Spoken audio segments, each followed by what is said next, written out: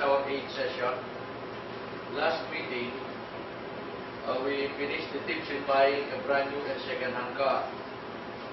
Presuming that you are now a car owner, the first thing that you must know is car servicing. What is this car servicing? This is one of the many preventive maintenance that you can do to your car. Like a human being, you need regular checkup. The same thing is true with your vehicle. Unless you know how to maintain your car, it might give you a big headache later on. If your car is brand new, car servicing is not your problem. Because for the first 10,000 kilometers, your car is still under warranty. However, sometimes in your case, you just learn how to drive. You bought a brand new car. Upon delivery, seeing the car parked in front of the house, everybody is excited. So what you do? You ask every member of the family to get inside that car and race that vehicle. If you do that, you might easily destroy the engine. So if your car is brand new, you have to be careful in driving that car for the first time. If you look at the speedometer, it's practically zero speed. Hindi pa na-drive yan. So you have to break in the engine. What is the proper way to break in a brand new car? This is the correct procedure.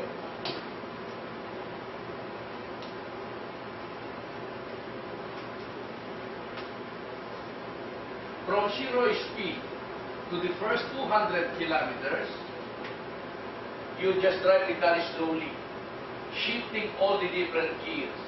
And once in a while, you look at your speedometer. The recommended maximum speed for the first 200 kilometers is only 60 kilometers per hour. From 200 to 500 kilometers, you can go over 60, but your maximum speed is only 80 kilometers per hour. From 500 to 1,000 kilometers, you can go over 80, but your maximum speed is only 90 kilometers per hour. Again, you drive the car slowly, shifting all the different gears, and then do not go beyond 90 kilometers per hour. The moment you finish 1,000 kilometers, the braking period is finished.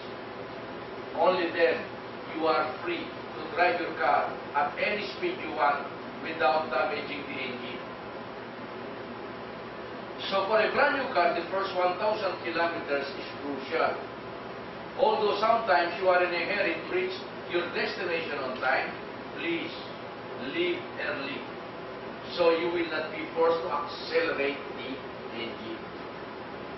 The moment you reach 1,000 kilometers, that is the first service period for a brand new car.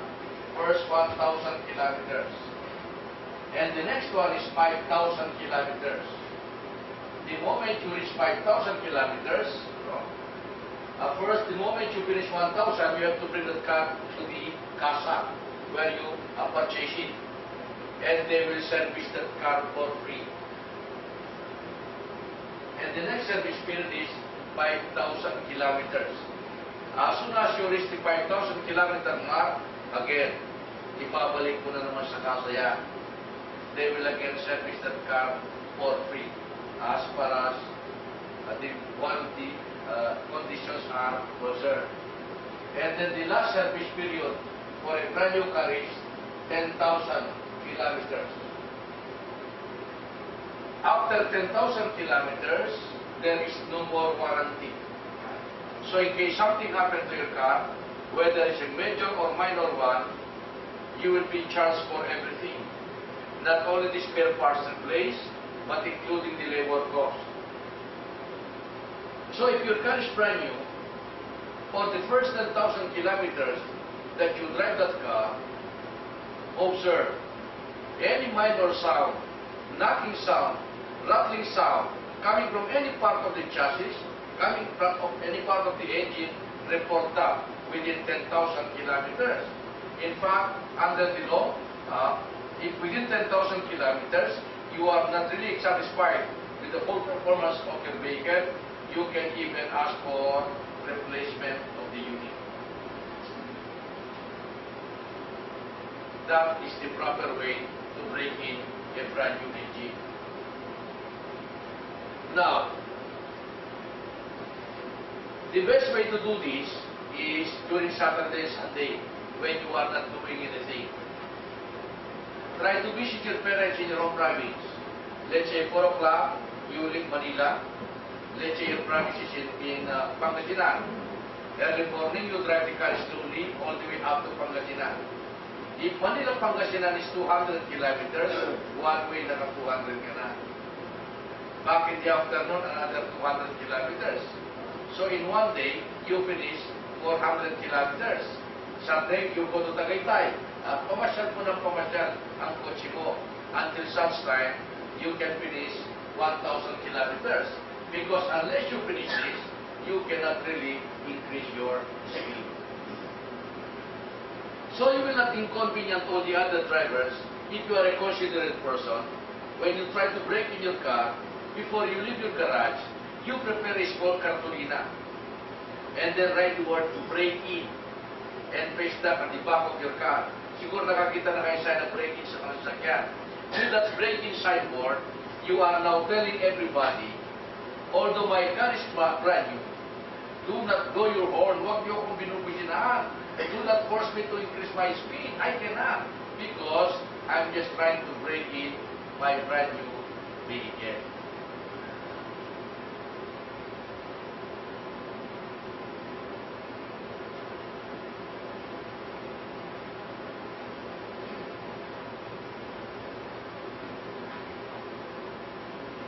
But suppose you are not driving a brand new car. You just bought a second-hand vehicle. So there is no warranty. As I always emphasize every meeting, owning a car at present is not that easy. One, vehicles are so expensive nowadays. Second, there is a big responsibility. The first responsibility of a driver is always see to it that your car is always properly maintained. Because the life of your family and other person depends upon the maintenance of your vehicle. And one of the very preventive maintenance that you can do to your car is you have to service that car regularly. Since there is no warranty, then you have to do it on your own. How often do you service an old car? Where do you bring this for service? It depends upon the way you use your vehicle. If you are using your car for personal use only, meaning it is just a family car, the service period is every 90 days. Every 3 months. Religiously, with or without any problem, you have to service your private vehicle. If you are using your vehicle for business, like a taxi, or a jeepney, or a bus, in which it's being used every day, non-stop driving, then the service period for these taxis, jeepneys is every 30 days. Every 1 month, you have to service that vehicle. Where do you bring this for service? Well, if your car is a luxury vehicle, an expensive one, of course it's always advisable to bring it to the casa, where they have complete facilities and it is being checked by highly qualified technicians. But it's a little bit expensive and time-consuming, and most often by appointment only. If you are a busy person, you have no time to do that. Another alternative is you just bring it to the gasoline station. You know, when you go to the station, you just don't go there to buy gasoline and fuel. No.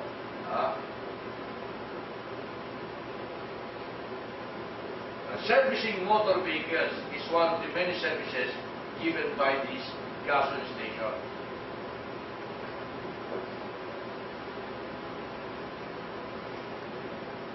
So you bring the car to the gasoline station. And then, the gasoline mechanic will ask this question, Ma'am, anong gagawin ko sa kotse niyo? O service ko yan? Anong klaseng services ang gusto niyo?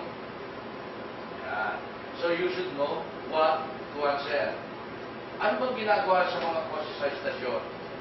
The first thing they do is washing. What is this washing? For the last 3 months, you have been driving your car in all kinds of road and weather conditions. If you open the hood, the whole engine is dirty. It's full of oil and grease. If you look under the chassis, it's full of 1-inch thick mud. So by using pressurized water, they will wash all this dirt. So you can see the metal again.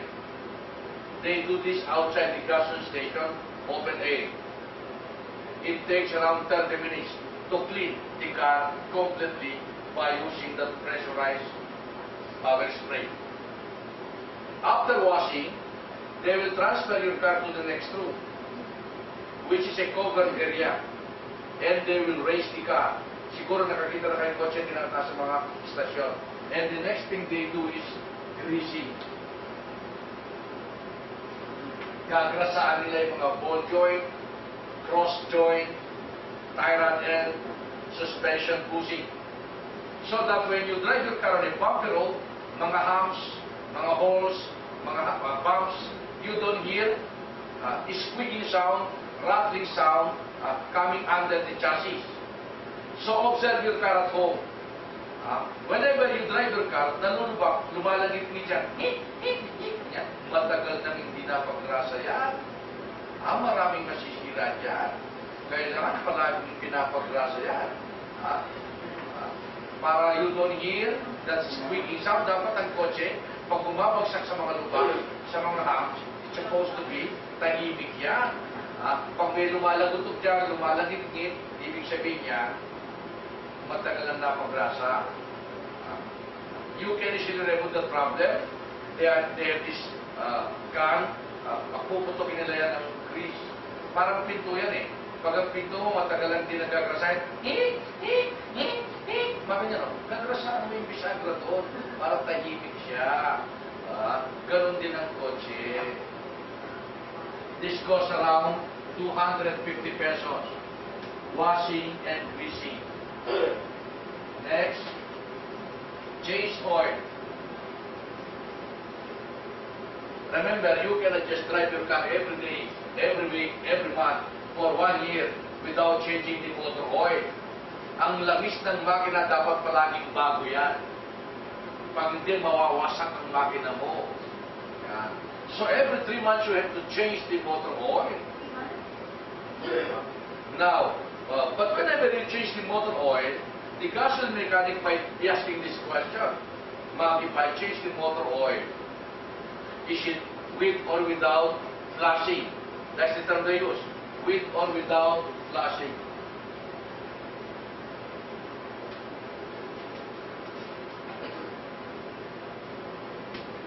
What is this flushing? To change the motor oil, they will raise the car. Under the engine, they will put a big drum under the engine. At the bottom part of your engine, you can see a big nut. We call that drain plug. They will remove that nut to throw away the dirty motor oil. Now, the reason why they put the drum underneath, so that when they release the dirty motor oil, it will not spill around the garage. It will go directly into that drum. Pag wala na lumalabas na langis, putting back the drain plug. Tuyo-tuyo ng langis na yan. Lahat ng dumi ng langis nandun sa brake sa drum. The gasoline mechanic will go to the office. He will get 1 gallon new motor oil. Ilalagay niya ulit panibago yun. We call that change oil without flushing. He will just simply remove the dirty motor oil and replace it with new motor oil. How about this change oil with flushing? After removing the dirty motor oil, putting back the drain plug, the mechanic will put 1 gallon new flushing oil. We call it flushing oil. It's a little bit cheaper than the actual motor oil. It costs around 300 pesos per 1 gallon. Pag meron ng flushing oil dyan, while the car is up there, he will start the engine now. Start. For 10 minutes, they will run the engine with that flushing oil inside. For 30 minutes, for 10 minutes. After running the engine for 30 minutes with that flushing oil inside, they will again remove the drain plug. Itatapon uli nila yung langis na yan. Ako saka pala uli nila lalagyan ng kulay na langis. Are you not wasting your money, 300 pesos for that flushing oil, and they will just use that for 10 minutes? Now we call it flushing oil is to flush all the dirt. Because by just removing the dirty motor oil, may mga latak-latak na langis pa na malapot doon na hindi lumalabas. So with that flushing oil, babalawan niya to flush all the dirt inside. Yan. Para luminis talaga ang makina. Lahat ng maduming langis, lalabas lahat yan. Tapos saka nila lalagyan ng tunay na langis. Again, 1 gallon. Now, 300 pesos, your car is worth 5,800,000, 2 million. What is 300 pesos every 3 months? Parang isang phone card lang yun eh. Ang mahal-mahal na kotse mo, may menosa mo pa yan. Now, if you are the type of person who cannot really spare 300 pesos every 3 months, well, you can just replace the motor oil without flushing. But kahit anong tipid mo, at least once a year, you do it with flushing to make the engine cleaner. This costs around 600 pesos. After removing the dirty motor oil, whether with or without flushing, it is useless to change the motor oil unless you replace the oil filter. Oil filter. What is this oil filter? By the name itself, oil filter. You know, when the motor oil is pagbagong langis niya, it is crystal clear. But every day that you drive your car, this oil is becoming darker and darker. Umiitim yan. After 1 month, instead of liquid yan, naging solid na. Halos putik na yan. So that oil filter is there to suck all these body parts of this motor oil. So that every single drop of motor oil that is running, penetrating the sensitive part of your engine should be pure, clean, liquidized motor oil. Yung solid, mawawala yan. Para pinifilter niya. It costs anyway around 100 pesos.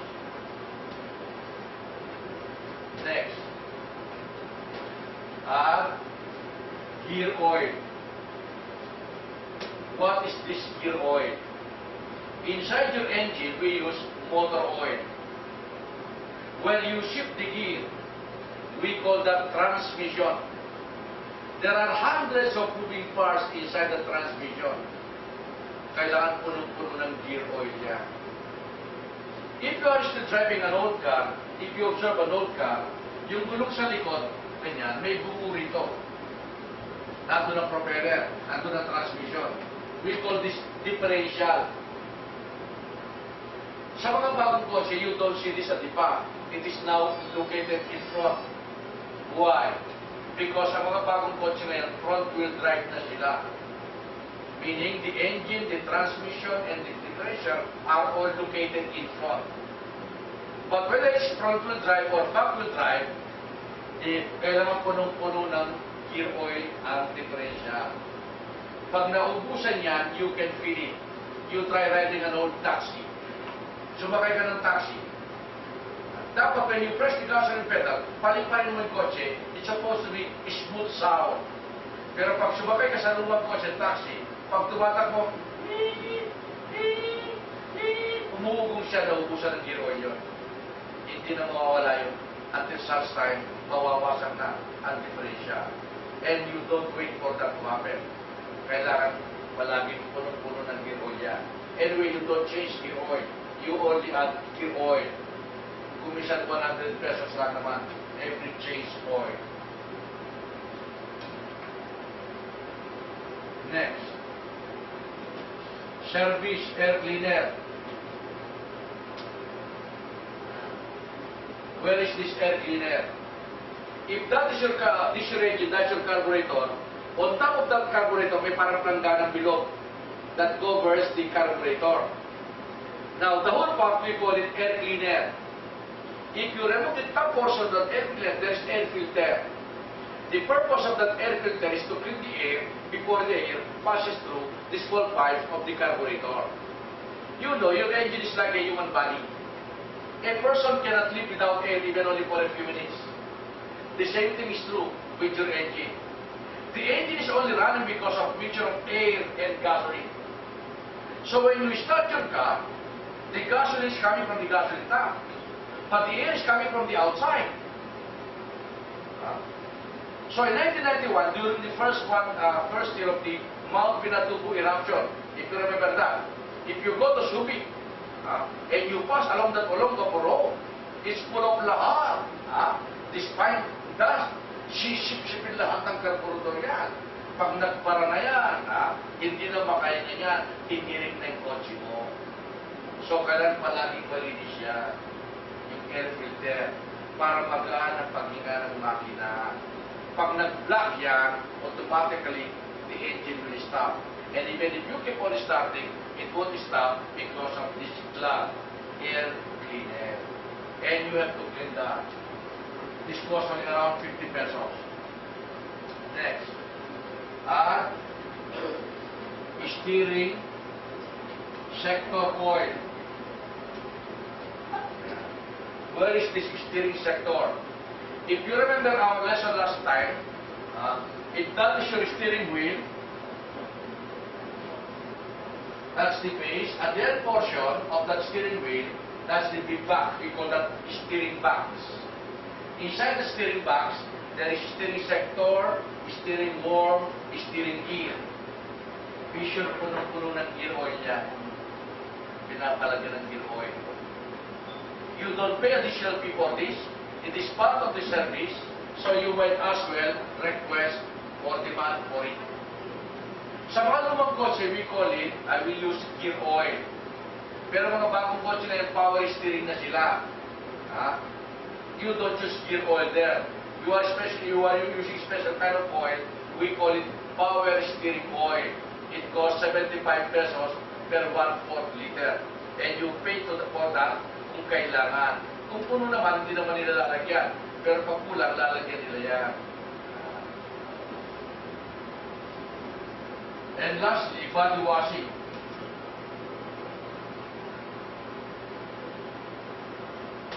Body washing, meaning they will vacuum clean the carpet, shampoo the sidings, shampoo the ceilings, they will wash the body outside with foam and dry it, and sometimes, if you request for it, they might even wax the paint to make it shine.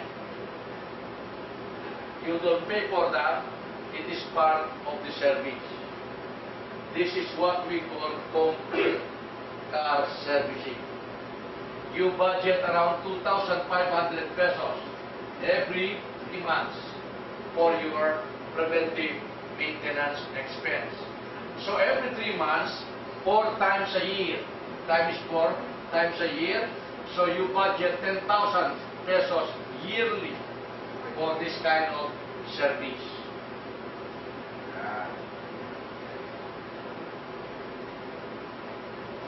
Kung baga sa tao, parang general ko na yan.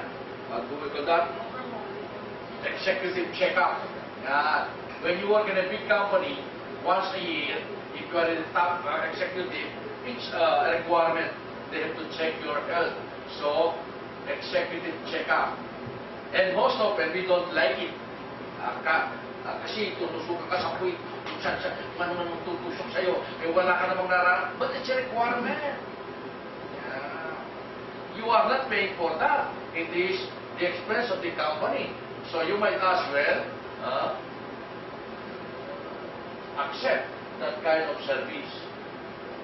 Now, let's say every 3 months you have the 2,500 pesos and you are going to the gas station. Unfortunately, in front of the gas station there is a Lotto outlet. Lotto. Every time you have the 2,500, nagpo 40 million ng Lotto. If you are tempted to use your 2,500, itataya ko yan Lotto ito. Pag nakuha ko yung 40 million, tatapon ko rin yung lumang kotse. Yan. So palagi mo tinataya sa tumay mo sa Lotto. Eh kaso kung isang 2 numero lang nakukuha mo, in 1 year, palagi kang natatalo sa Lotto. And you were not able to service that vehicle for 1 year. What will happen if you don't do this in 1 year time? Ikaw, hindi kita palilikuin ng 1 taon. Buhay ka, siyempre. Pero wala nang tatabi sa'yo. Mga may pasura ka na. They say, you are not saving anything. You will spend more for the damage than if you use the same amount to service that vehicle. And you can feel it. After the car servicing, the moment you leave the gas station, ibang-ibang tignan ng kotse mo, ibang-ibang amoy niya, pati bagsak niya, ang ganda, kasi nagrasahan lahat siya, ang linis-linis niya. So you will not forget all about this if you are not part of keeping records. After paying the full amount, you can always ask the gasoline manager to put a small reminder so you will not forget. What is that? It's just a small sticker. Printed in that sticker, Shell station, and then date of service, July 2105. They will paste that at the back of your door. Yeah. So every day that you open that door, you see that sticker. But after several months, you don't remember what was the last time that this car was serviced. Nakalimutan mo na. Kung minsan nakala mo, oh, last month lang yan, kamo. Pero 3 months yan nakalang doon. So tingnan mo yung sticker. July 21, August, September, October 21. You are again due for the next service. So that's all about car servicing. If you just bought a second-hand car without knowing the history of that vehicle, start your own record. Do not drive this car unless you do this. Do not rely from the seller.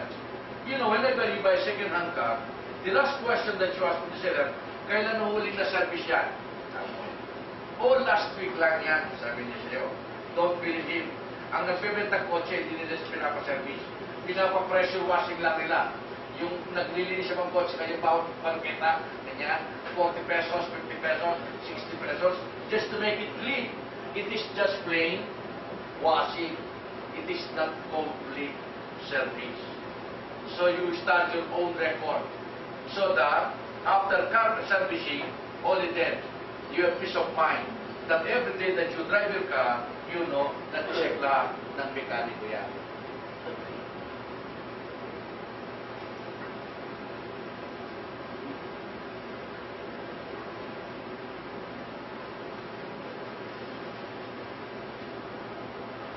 So, you just learn how to drive. 5 days, 1 hour a day, 7 days, 10 days, 15 days, 1 hour a day. After finishing driving lessons, after 1 month, you convert your student permit to a non-professional license. And then you bought a second-hand car. And then pinaservice mo yan. So, you have a second-hand car, you know how to drive, you have a brand new driver's license. You are now ready to drive your car for the first time, magpa-practice.